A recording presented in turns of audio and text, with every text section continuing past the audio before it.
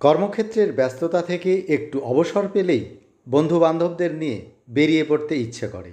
আর আমার মতো ভ্রমণ পিপাসু যারা, তারা অবশ্যই ভ্রমণ পিপাসু বন্ধুদের নিয়ে বেরিয়ে পড়তে সবসময় চায়। আজ একটু ছুটি পেয়েছি, অমনি বন্ধুদের নিয়ে বেরিয়ে পড়েছি ছোটোখাটো কতকগুলো ঐতিহাসিক স্থাপত্য নিদর্শন দেখতে। ছোটোখাটো ঐতিহাসিক নিদর্শন এবং স্থাপত্যের গুরুত্ব সর্বদা ইতিহাসের পাতায় অপরিসীম। তবে এই সব নিদর্শন ছোটোখাটো হলেও এর পেছনে রয়ে যায় অনেক বড় ঐতিহাসিক প্রমাণ।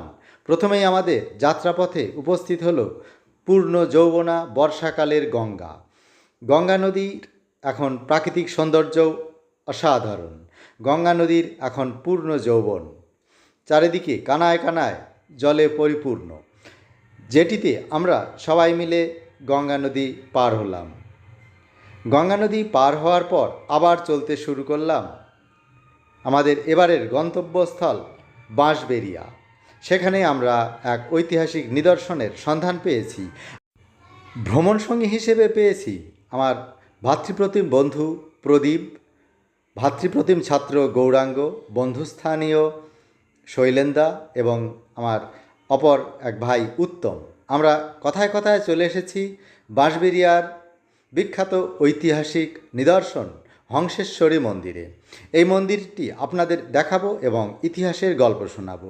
মন্দিরটি দেখতে দূর থেকে অনেকটা প্রস্ফুটিত পদ্ম ফুলের মতোই মনে হয়।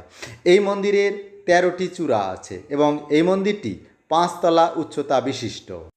হংসেশ্বরী মন্দিরের উচ্চতা 27.5 মিটার। এই মন্দিরটি ইট এবং পাথরে নির্মিত। তান্ত্রিক মতে নির্মিত 5 তলা বিশিষ্ট মন্দিরটি মানবদেহের 5টি নাড়ি ইরা, পিঙ্গলা, বজ্রাক্ষ, সুষুম্না এবং চিত্রণীর প্রতীক। হংসেশ্বরী মন্দিরের গর্ভগৃহের সামনে রয়েছে কিছু পঙ্খের কারুকার্য, যার দেখতে অসাধারণ। এবং এই মন্দিরের দেবী হংসেশ্বরী পাথরে শিবের নাভি থেকে বেরিয়ে আসা নারী, তার ওপর উঁচু ডাঁটা পদ্মে নীলবর্ণা দেবী দক্ষিণাকালী আসীন, দেবী চতুর্ভুজা, খড়গধারিণী এবং ত্রিনয়নী। রাজা নৃসিংহদেব 1799 খ্রিস্টাব্দে রাজমাতা হংসেশ্বরী দেবীর নামানুসারে এই মন্দিরটির নির্মাণ কাজ শুরু করেন। কিন্তু 1802 খ্রিস্টাব্দে তাঁর অকাল প্রয়াণে মন্দিরের নির্মাণ কাজ চালিয়ে যান রাজার ছোট রানী শঙ্করী দেবী। বিধবা রানী শঙ্করী দেবী 1814 খ্রিস্টাব্দে হংসেশ্বরী মন্দিরের নির্মাণ কাজ সম্পূর্ণ করেন। প্রস্ফুটিত পদ্মের মতো দেখতে হংসেশ্বরী মন্দিরের 5টি তলা এবং নিচের তলায় বেশ কয়েকটি কক্ষে রয়েছে শিবলিঙ্গ, যা ব্যাসল্ট ব্ল্যাক পাথরে নির্মিত।